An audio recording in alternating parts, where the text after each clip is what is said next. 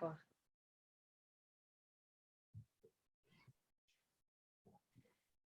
Bonjour à tous et à toutes. Nous sommes ici aujourd'hui pour rencontrer encore un autre auteur de Ovessia Édition. Et aujourd'hui, la discussion, elle est très spéciale parce qu'au-delà d'être auteur, elle est aussi directrice adjointe de Ovessia. Et elle va parler un petit peu de son travail avec Ana Maria Vidal. C'est Carla de Samorais. Avec qui j'ai l'honneur de travailler aussi en tant qu'éditrice lors des événements de Ovessia. Et je passe la parole à Ana parce que c'est elle qui va faire l'entretien avec Carla. Et comme ça, vous allez pouvoir connaître un peu plus cette personne qui est tellement talentueuse et tellement courageuse d'exprimer ses sentiments à travers des livres de poésie et aussi des livres jeunesse. Carla, Yona, soyez bienvenue. Merci beaucoup, Fanini. Merci. Merci. Et bonjour, Carla. Bonjour, Ana Maria. Et bonjour aussi à toutes les personnes qui sont en train de nous voir, de nous écouter. Alors, c'est vrai que pour moi, c'est un plaisir d'avoir ce dialogue avec toi parce qu'on s'est croisés dans certains événements des éditions Helvetia où je suis moi-même auteur. Puis, ce n'est que plus tard que j'ai appris que tu étais aussi écrivain et que j'ai pu voir un livre de poèmes pour adultes et j'ai pu voir aussi un livre pour enfants où tu parles de la Voie lactée. Je l'ai en ce moment sur ma table, même si on ne le voit pas très bien à l'écran. Alors, tout d'abord, dis-moi, comment tu es arrivée à l'écriture? Alors, je salue les gens qui nous voient et je te remercie de cette interview et de cette possibilité de me faire connaître aussi un peu. Alors, c'est né d'une façon très simple, pour moi en tout cas, je le pense comme ça. J'ai toujours aimé lire et je viens d'une famille qui aimait lire aussi. Plus précisément, mon papa et ma grand-mère maternelle. Et c'est d'eux que l'intérêt des livres, des histoires sont venus, ils ont né en moi de cette façon-là.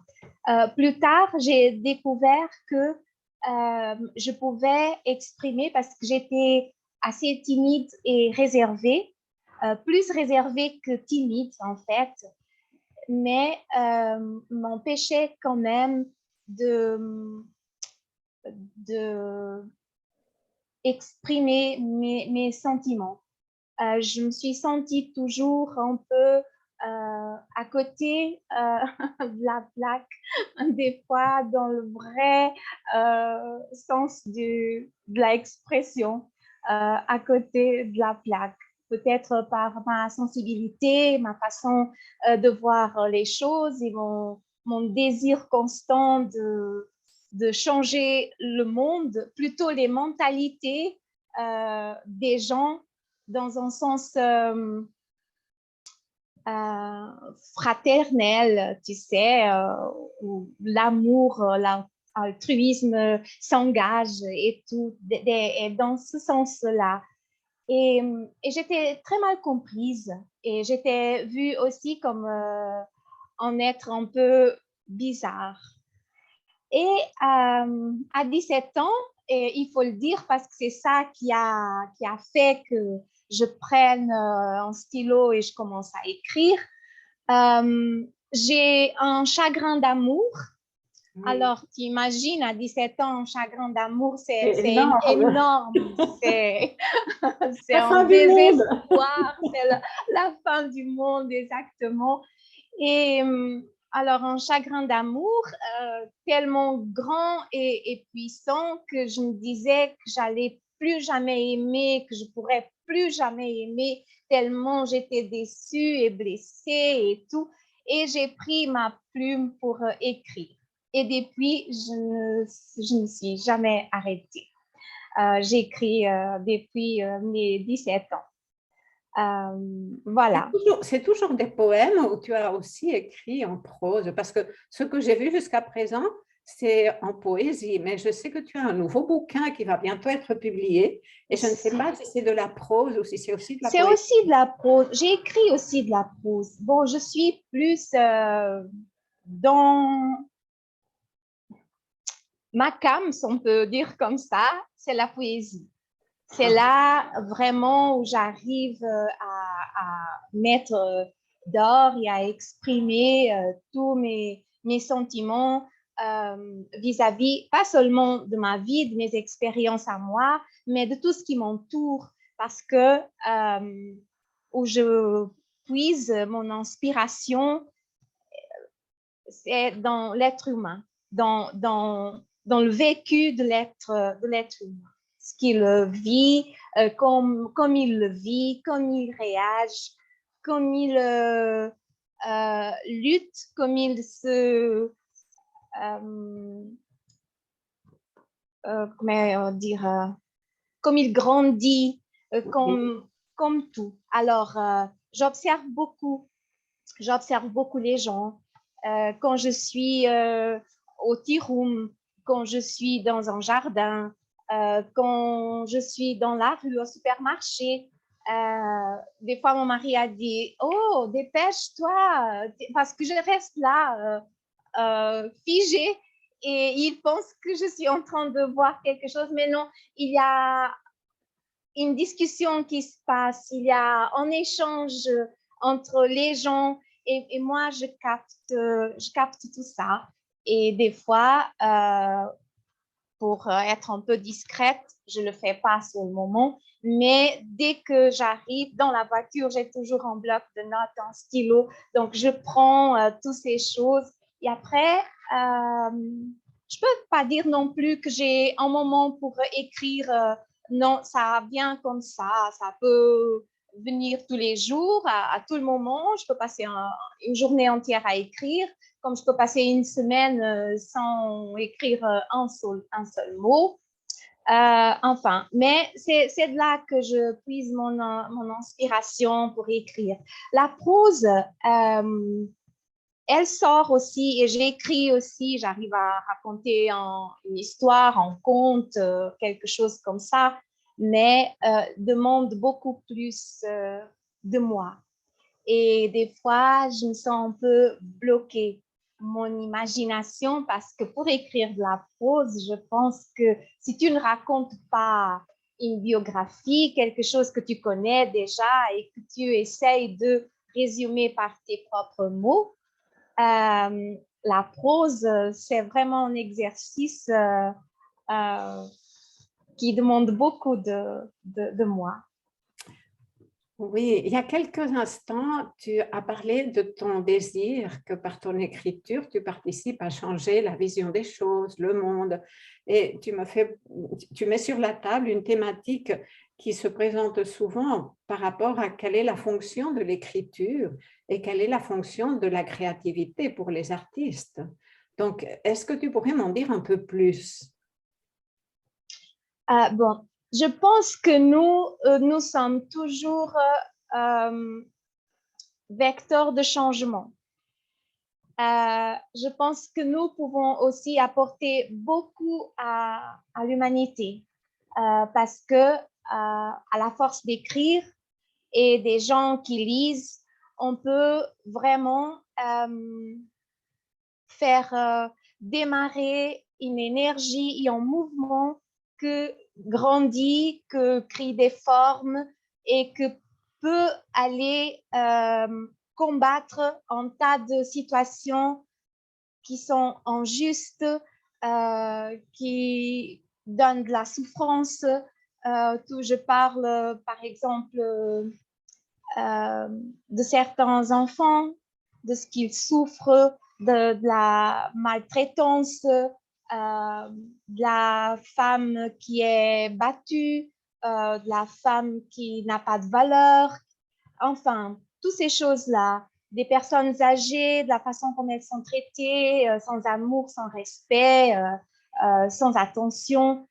C'est-à-dire, moi, je pense que l'être humain est devenu de plus en plus égoïste et renfermé sur lui-même parce qu'il a tellement de défis et tellement d'objectifs personnels qu'il veut atteindre qu'il arrive pour oublier à lui-même et à tout son entourage. Et des fois, l'entourage plus direct, un père, une mère, un enfant, une femme, enfin, tout ça. Et d'une manière générale, le monde entier. Et je pense qu'il manque beaucoup d'amour. Les gens parlent de moins en moins d'amour. Le mot « je t'aime », on dit beaucoup, pour un oui, pour un non, Oui. je t'aime. Et je me rappelle que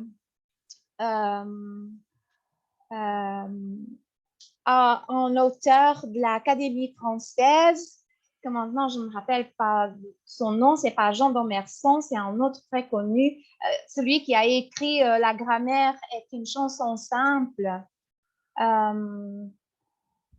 Son nom m'échappe maintenant. Mais dans ce livre, La grammaire est une chanson simple, il parle justement du mot « je t'aime ».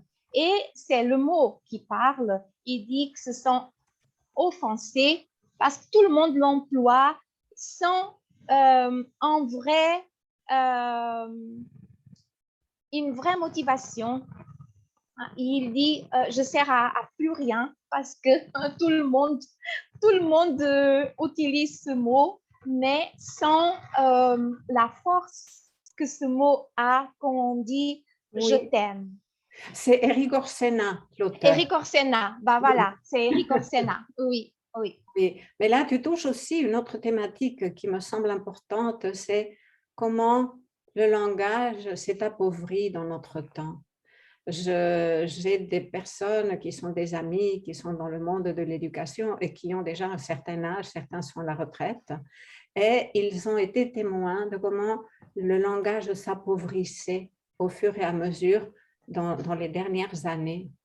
Et les mots sans sens, les mots sans être habités, c'est quel monde qu'ils construisent? Moi, je me pose cette question. Donc, ça me touche de t'entendre quelque part revendiquer les mots dans leur vrai sens ou dans un contenu. Oui, bon, il faut dire aussi que l'être humain, quand il grandit, il a besoin d'être épaulé, d'avoir des gens à côté d'eux qui disent comment sont les choses.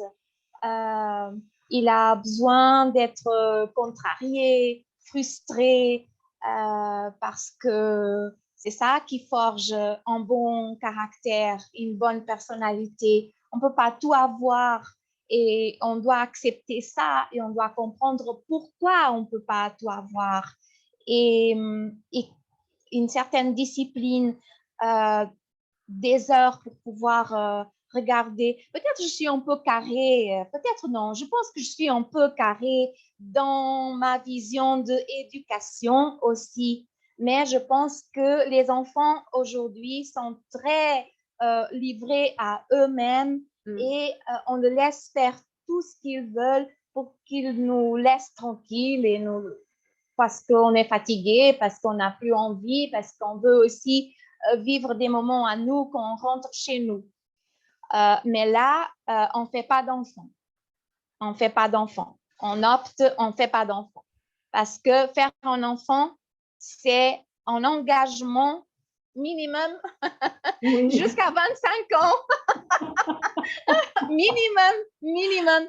Et s'il suit un chemin normal, épanoui, etc., etc., mais minimum 25 ans. Et pendant ces 25 ans, on doit être là et pas démissionner pour un oui, pour un non.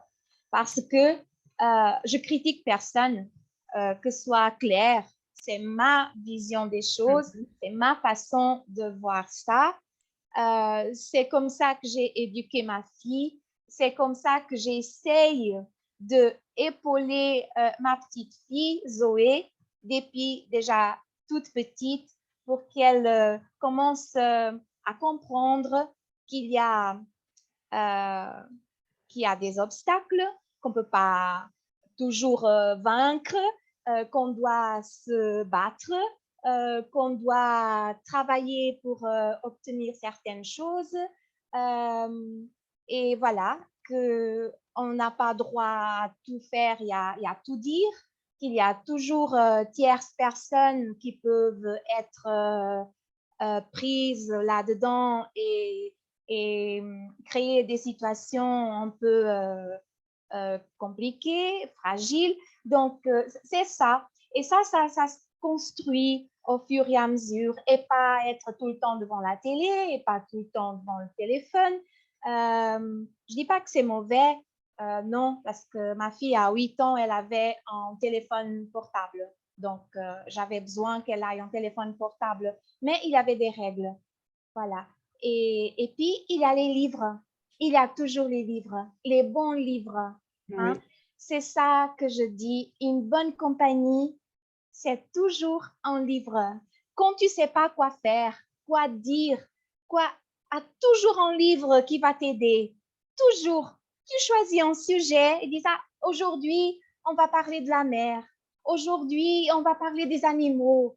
Aujourd'hui, on va voir comment on fait un gâteau. Je ne sais pas, mais il y a tellement de possibilités pour rendre cet être qui est en train de grandir, de le rendre plus riche dans tous les domaines.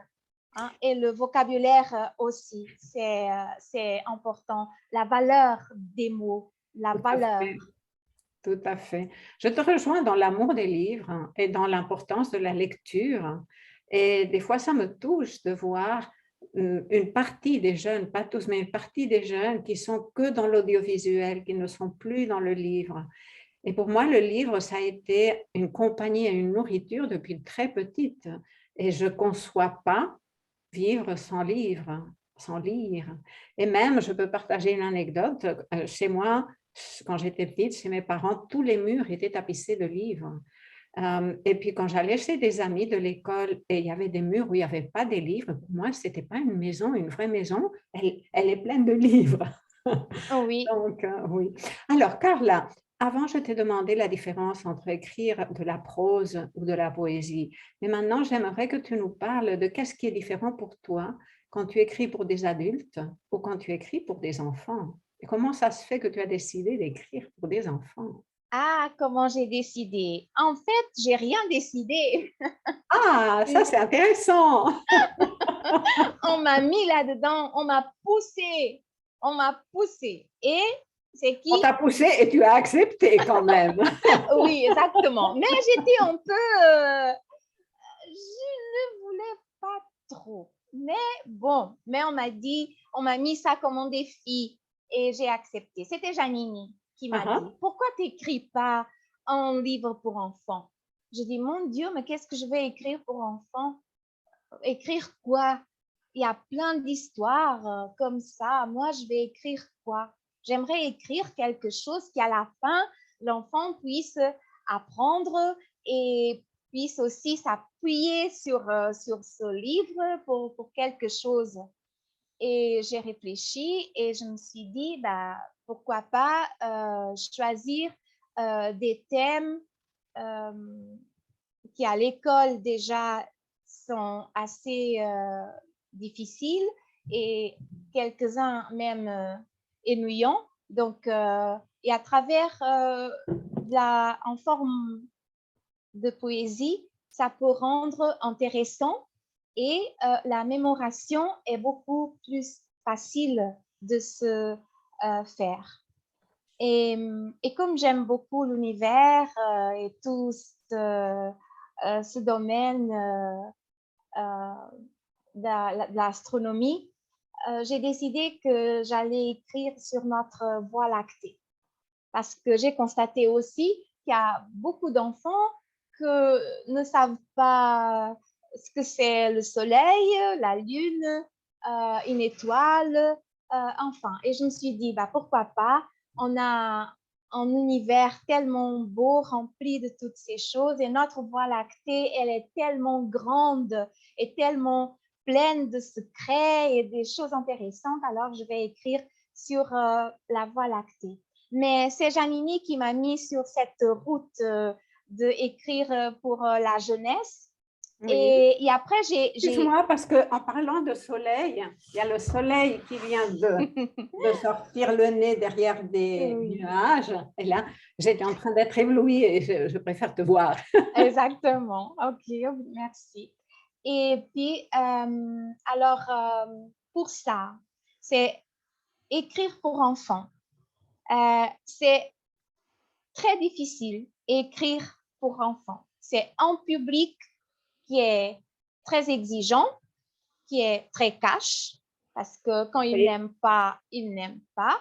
Oui. Donc, on doit réfléchir aux mots qu'on doit employer parce qu'il faut qu'il ait une compréhension facile.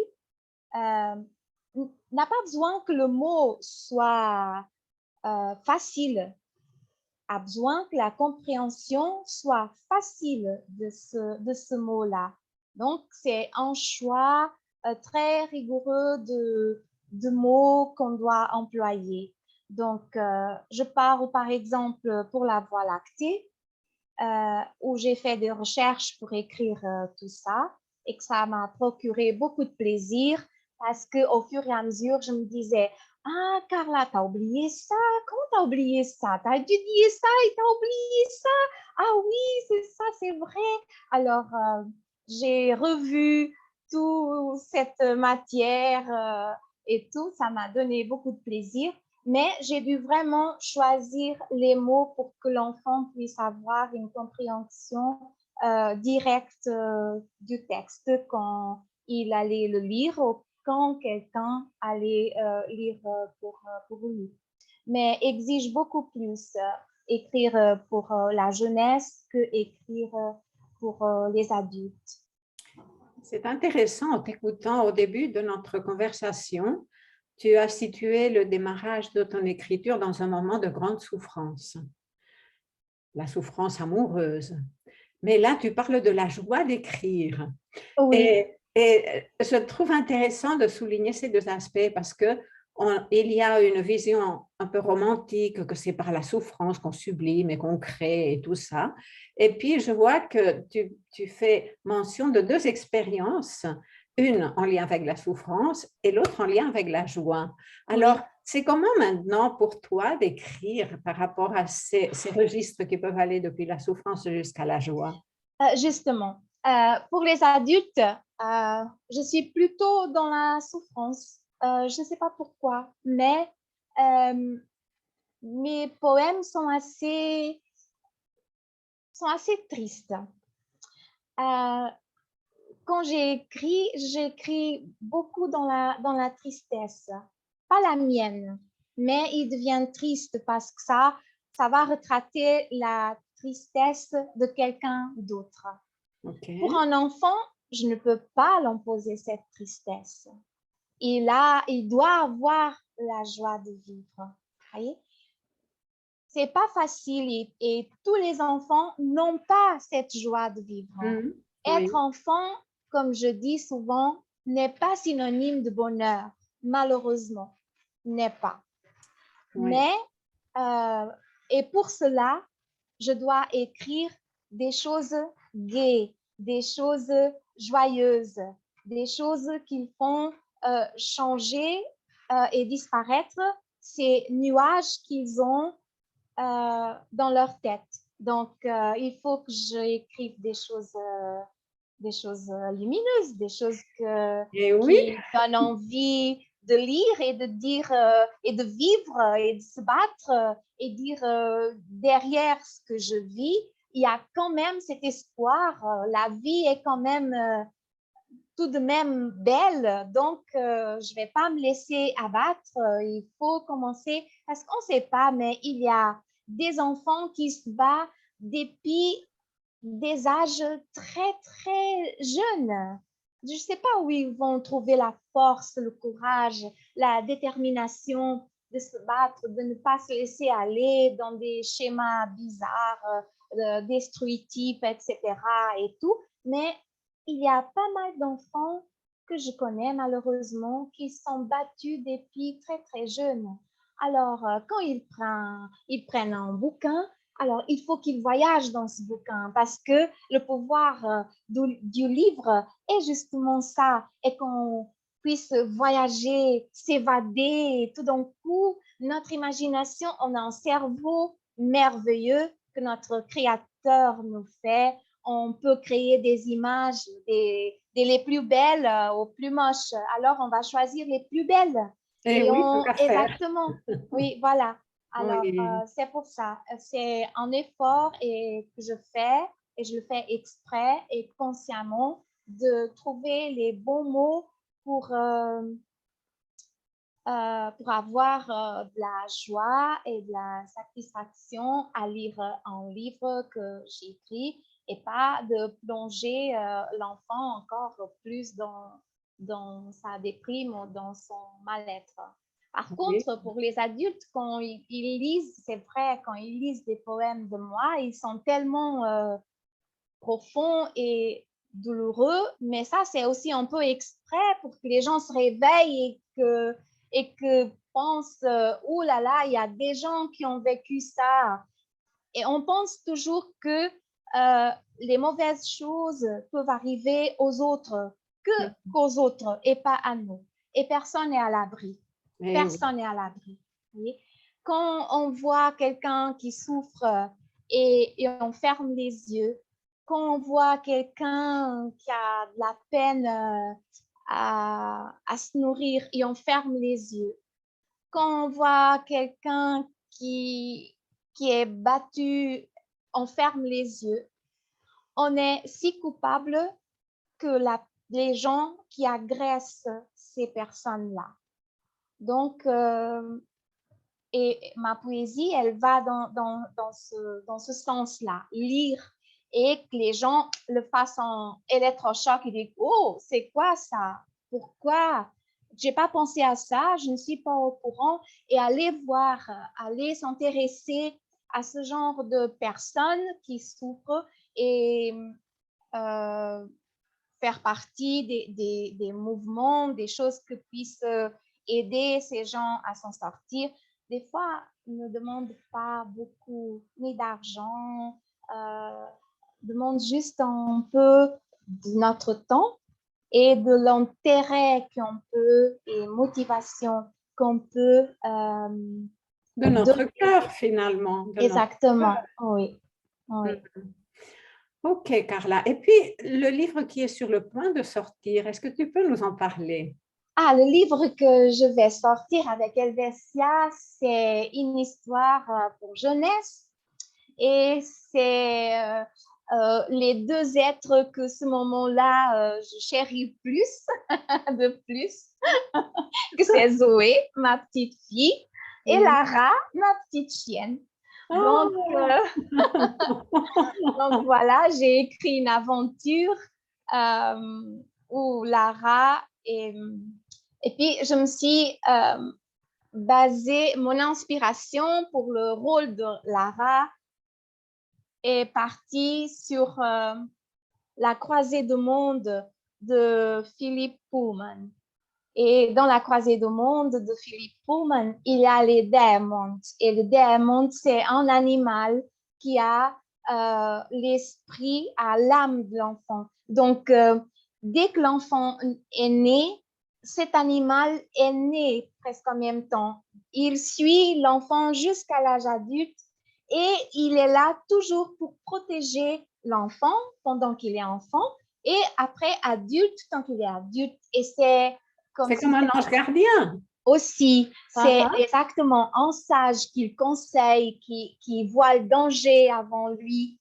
Et ces diamonds ont la faculté de se transformer selon la situation dans un autre animal. Alors, et c'est ça. Alors, Zoé va vivre une aventure chez sa mamie pendant les vacances d'été et elle se met d'affection avec Lara et tous les deux, elles sont tellement fusionnelles qu'elles sont toujours ensemble et elles vont vivre une aventure très excitante. Et voilà, le livre Ça donne envie. parle de ça, de cette aventure et puis de l'importance de Lara dans ces moments plus difficiles pour aider, pour protéger Zoé. Ben, quand je t'entends parler de ça, je pense que c'est pas simplement la jeunesse. Moi, je suis attirée pour savoir c'est quoi cette aventure. C'est vrai, oui. Oui, oui. Oui, c'est juste parce que déjà avec la Voie lactée, je pense ça. Des fois, je